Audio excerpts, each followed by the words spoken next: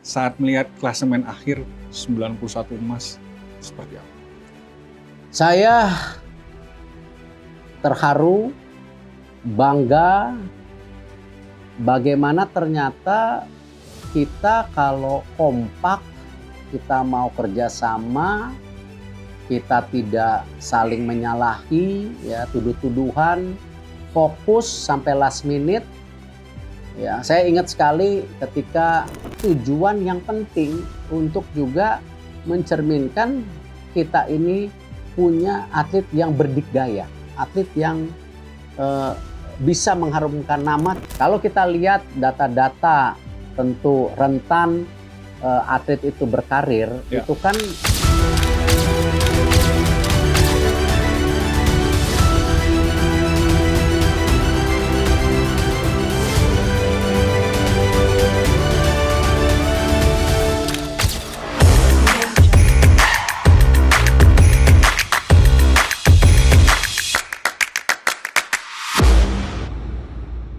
Assalamualaikum warahmatullahi wabarakatuh, Sobat Republika. Selamat malam. Hari ini saya kedatangan tamu yang istimewa, Bapak Menpora Erick Thohir. Selamat malam, Pak. malam. Pak Erick, aduh bagaimana?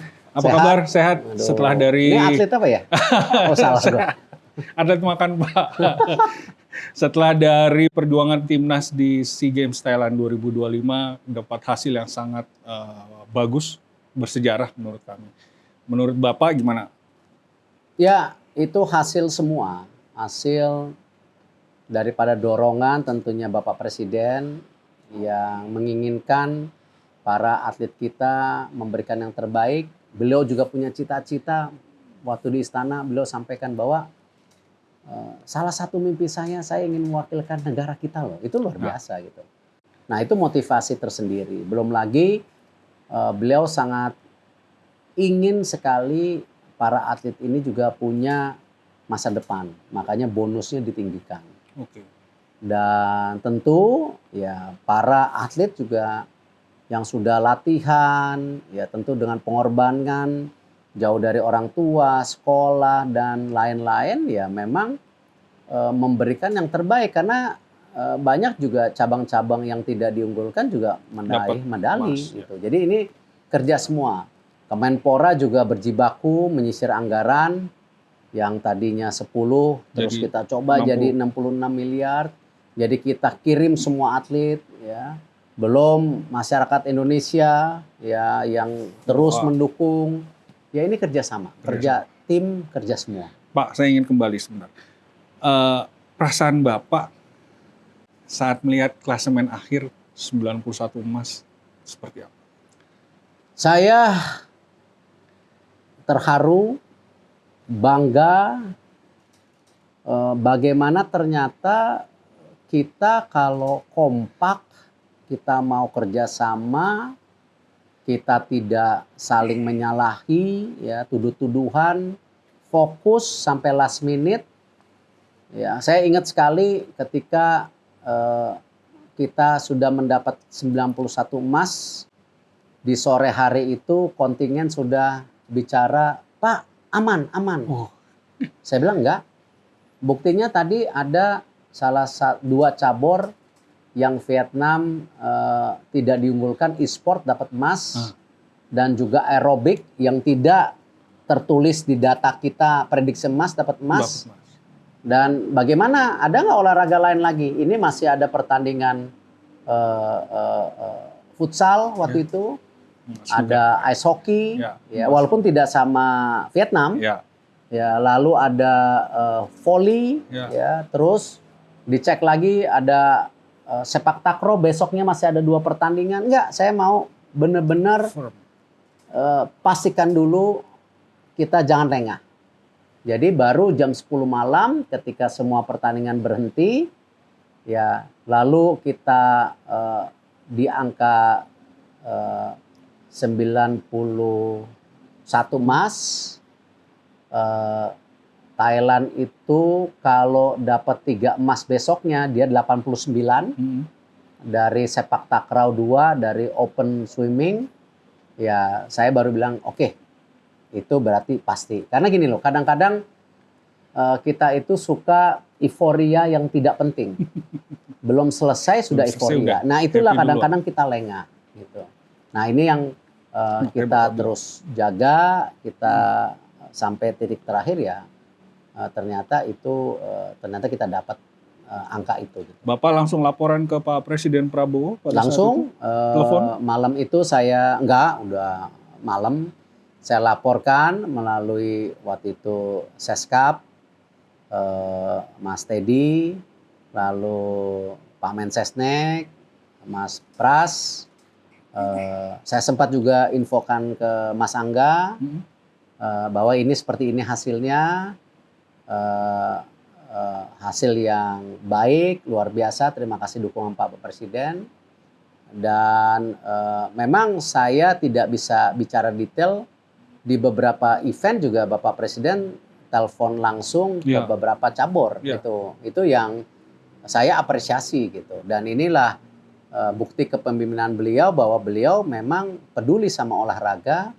Walaupun beliau tidak hadir tapi beliau berkomunikasi langsung, ngecek langsung. Ini yang memang menjadi dorongan sendiri buat kita semua gitu. Perasaannya para atlet ketika mereka tahu kita dapat 91 emas dan lain-lain mengalahkan Thailand itu seperti apa, Pak? Ya tentu ada atlet yang bersukacita, ada atlet yang juga dapat perak merasa sedih, ya. Ada yang ditargetkan medali tidak dapat medali, yaitu dinamika yang terjadi di lapangan. Ya. Jadi saya tidak bisa melihat hanya atlet yang mendapatkan emas, tapi saya mesti melihat keseluruhan kontingen. Bahwa mereka sudah berjuang, tapi apapun ya memang hari ini ya perhitungan medali, ranking medali itu emas, dilihatnya emas gitu, dan tidak dilihat total medali. Nah ini kan memang yang terjadi. Jadi ya saya senang ketika kita 91 emas, tapi atlet yang tidak mencapai emas kita beri dorongan lagi, apalagi kalau atlet-atlet muda ya kita beri semangat lagi buat masa depan. Karena kan SEA Games selesai, tapi 2027 udah ada SEA Games lagi di Malaysia gitu.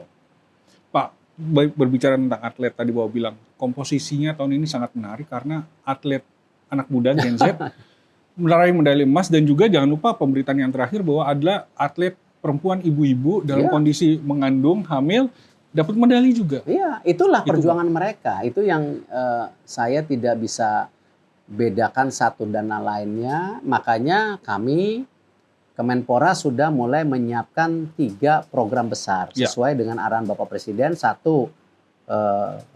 atlet-atlet elit banget yang ditujukan kepada Olimpiade. Ya, itu ada anggaran tersendiri. Lalu juga ada yang namanya atlet sasaran antara Asian Games dan SEA Games yang kita persiapkan, dan juga ada atlet yang usia 12 sampai 16 sampai 18 yang sebagai masa depan, tetapi konteksnya yang saya sampaikan kepada seluruh cabur dan atlet ini tidak lagi coba-coba. Terbukti ya banyak atlet muda meraih medali di SEA Games. Ya, ada Jason Donovan yang dari renang. Ya, atlet skateboard kita juga masih usia muda, itu medali juga ya. Bahkan di panjat tebing itu banyak atlet muda, speed climbing, bahkan kita sudah juga dapat yang curve kalau nggak salah. Itu juga dapat. Dan di bulu tangkis potong generasi, dia juga dapat medali, bahkan final single putra Alwi dan Ubed, ya itu artinya keberanian dari cabang-cabang olahraga yang bisa melakukan ini. Lalu nanti juga ada konteksnya begini, gimana para atlet senior? Nah, atlet senior itu sebagian kalau menjadi profesional itu pilihan. Ya kalau di bulu tangkis kan ada yang sudah tidak pelatnas, dia mandiri, itu sebuah pilihan. Dia juga tetap berkarir kok. Nah ini makin banyak jumlah atlet kita yang bertanding di internasional, kan makin bagus buat negara kita gitu. Pak, kembali lagi. SEA Games jalan kurang dari 3 bulan sejak Bapak dilantik sebagai Menpora. Dalam waktu sesingkat itu, keputusan apa yang menurut Bapak sangat strategis, sangat menentukan. Ya, saya tidak mau menutup mata peran Menpora sebelum-sebelumnya. Oke. Tapi memang yang saya rasakan dorongan dari Bapak Presiden ini yang luar biasa. Ya. Beliau mengambil posisi bagaimana ya emas itu yang tadinya 500 menjadi 1. Oke. Bonus. Beliau juga sejak saya menjadi Menpora, beliau sudah manggil saya hampir 2-3 kali mengecek persiapan SEA Games. Bahkan beliau mendorong ada elit strategis ya, maksudnya beberapa cabur yang 21. Ya. Beliau juga meminta saya memperhatikan dana pensiun. Ya. Beliau juga meminta saya membangun akademi olahraga. Ya. Mencari tanah buat pusat pelatihan tim nasional. Memang selama saya jadi Menpora, dorongan kepada olahraga ini luar biasa. Dan tentu saya sebagai Menpora ya semangat. Dan ini saya sampaikan ke cabur-cabur, saya sampaikan ke KOI dan KONI, ini sudah era bahwa Presiden punya perhatian yang luar biasa kepada olahraga. Dan sudah seyogyanya kita di keluarga olahraga ini bersatu. Tidak boleh terpecah-pecah lagi. Karena yang korban nanti atletnya. Ya. Dan saya sudah minta kepada semua cabur, tidak lagi ada atlet titipan, pelatih titipan, semua yang terbaik yang dikirim, apalagi kita sudah menyiapkan dananya sekarang. Tapi target ya, Ya. kan saya selalu ngomong target gitu. Dan ini yang saya ingin biasakan semua cabur juga terbuka kepada pencapaian target dan tidak perlu juga tadi ada yang cabur gagal, ada cabur yang berhasil, ada cabur yang di atas. Ya kita harus apresiasi. Tapi nanti ada penekan-penekanan, oh ini nanti mandiri, yang ini juga nanti target yang lebih tinggi gitu loh. Karena tadi kita sudah mulai segregasi daripada pendanaan yang ada di Kemenpora, ada yang tadi untuk Olimpiade, SEA Games, Asian Games, ada yang juga atlet masa depan. Nah, ini kita coba lakukan semua. Dan kita tidak segan-segan transparansi anggaran ini, prioritas anggaran ini juga didampingi oleh BPKP, Kejaksaan, supaya karena tolak ukur daripada atlet ini atau olahraga ini intangible-nya berbeda. Ya. Atlet satu dan yang lain berbeda. Beda. Sepak bola sama basket. Sepak bola, basket berbeda. Bulu tangkis dengan angkat besi berbeda. Ya. Dan ini yang saya rasa mindset-nya harus kita sepakati supaya bahwa penggunaan uang negara ini transparan, profesional, tetapi juga kita harus membuka daripada wacana perbedaan daripada hasil. Pak, selama ini seolah-olah di masyarakat kita sering puas hanya di level Asia Tenggara. Bagaimana cara Bapak dan Kemenpora mengubah mentalitas atlet dan federasi ini sehingga kita nggak bisa hanya di Asia Tenggara, kita harus level regional, level global, gini, Olimpiade. Siapa yang coba kita lihat? Bulu tangkis banyak juara dunia. Yes. Di tenis juga banyak juara Australia Open, US Open. Di cabang angkat besi juga ada. Tetapi begitu bicara emas Olimpiade, kita masih hafal siapa pemegang emas. Kita. Segelintir. Iya kan? Baik dari bulu tangkis, dari angkat besi, dari tentu speed climbing, kita ada.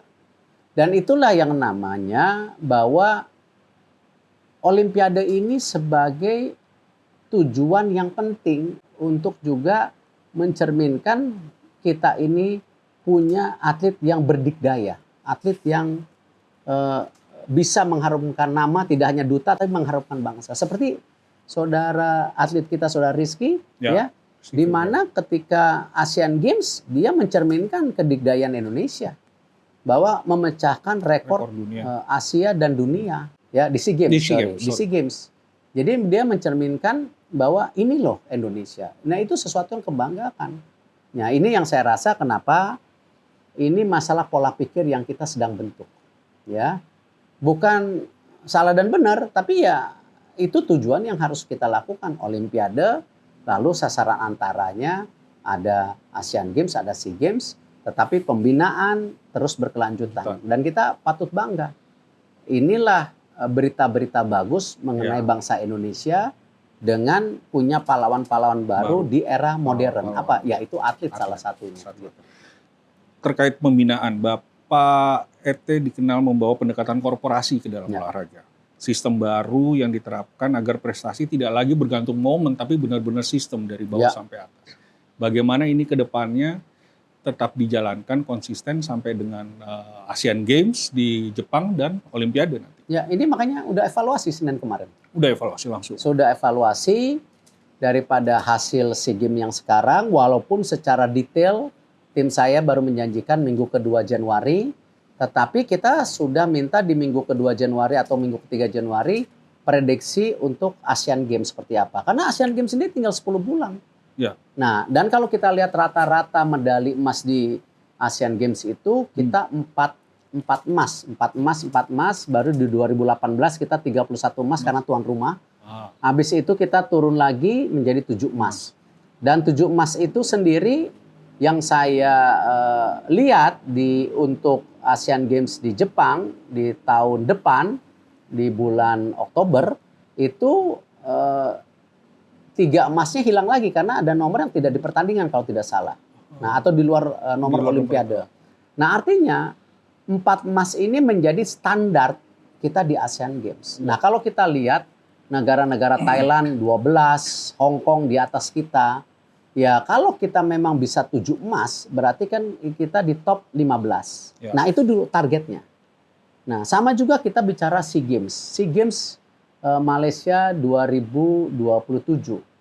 Kita tahu tuan rumah SEA Games selalu juara umum. Karena kenapa? Ya cabur-cabur yang dipertandingkan tuan rumah punya kesempatan lebih. Ya.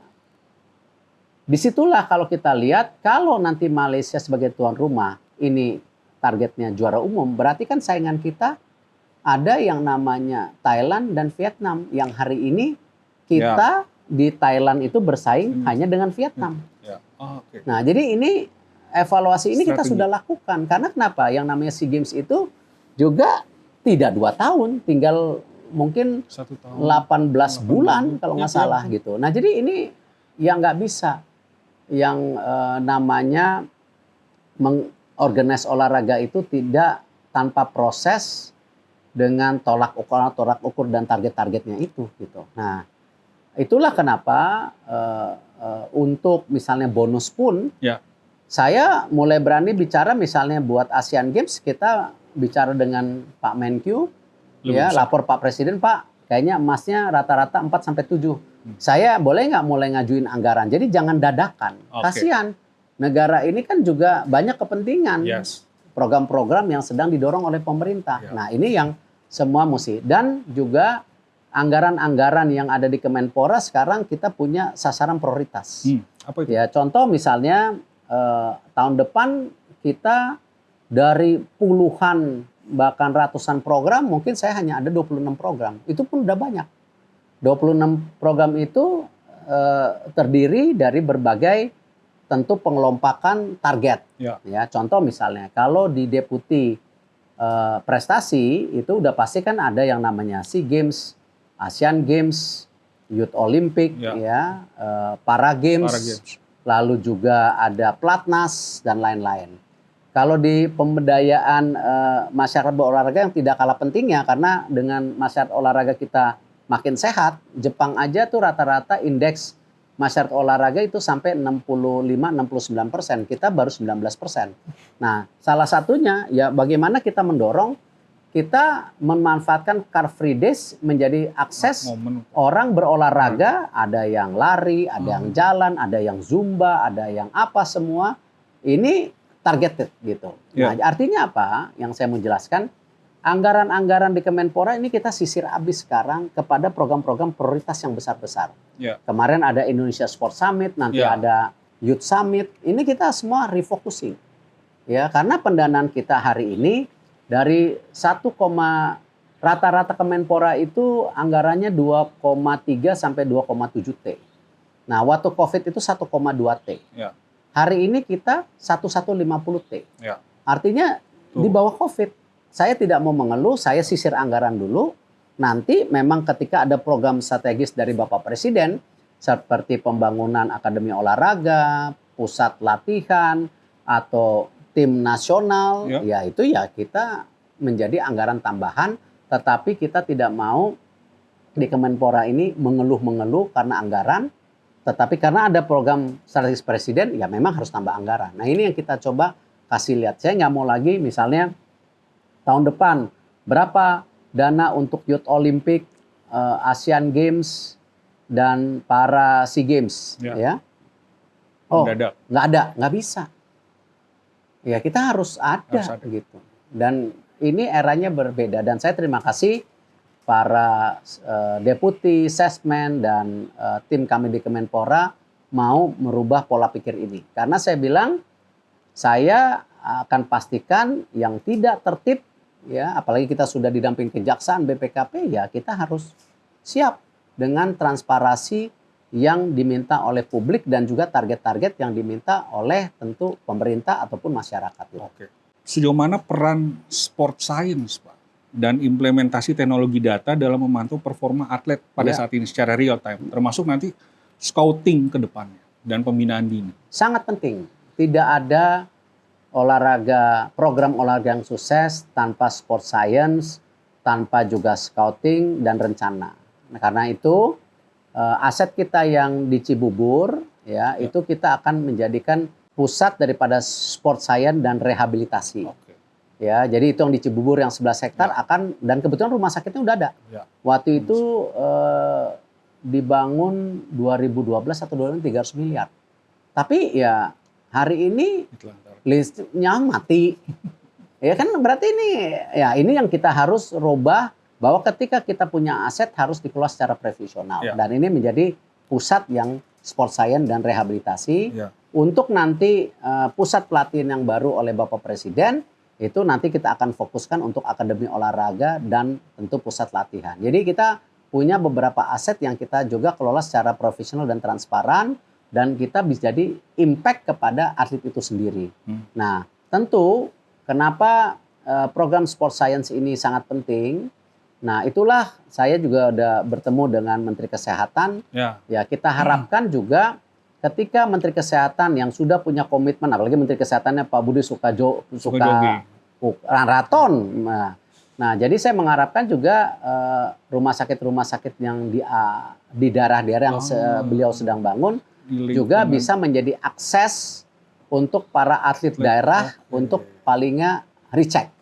Ya, Bapak Presiden punya program yang sangat bagus, cek kesehatan gratis. Siapa tahu nanti juga dengan programnya Pak Menkes punya cek kesehatan untuk atlet. Kan itu juga bagian, jadi bukan sesuatu yang menambah cost daripada anggaran Kemenkes, tapi ketika atlet ada tambahan cek kesehatannya. Gitu. Pak, ngomongin bonus yang ditunggu oleh para atlet. Bonus atlet tahun ini disebut terbesar sepanjang sejarah SEA Games. Tapi yang kita pengen tahu seberapa penting sebetulnya insentif bonus ini. Dan apa pesan Bapak terhadap mereka yang menerima bonus? Ya, kembali Presiden ingin mengapresiasi perjuangan para atlet kita. Tetapi Pak Presiden peduli bonus-bonus ini adalah sebagai tabungan masa depan. Dan saya sebagai Menpora sudah sampaikan beberapa kali, kalau kita lihat data-data tentu rentan atlet itu berkarir, itu kan tidak panjang.